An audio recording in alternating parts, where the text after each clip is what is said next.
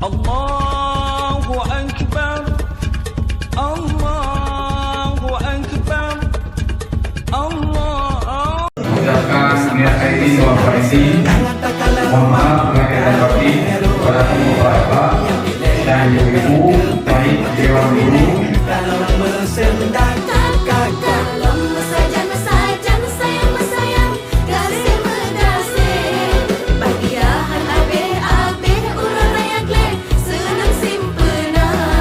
Kepada suaminya. Kenapa?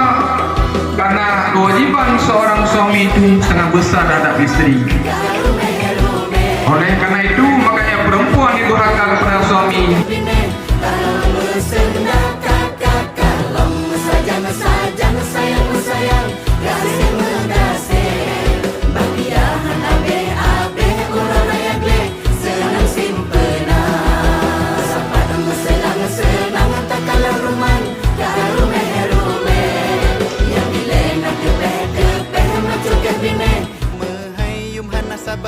Lagi biasa kulesi macam hidangan kuih-kuihan ilah gepena.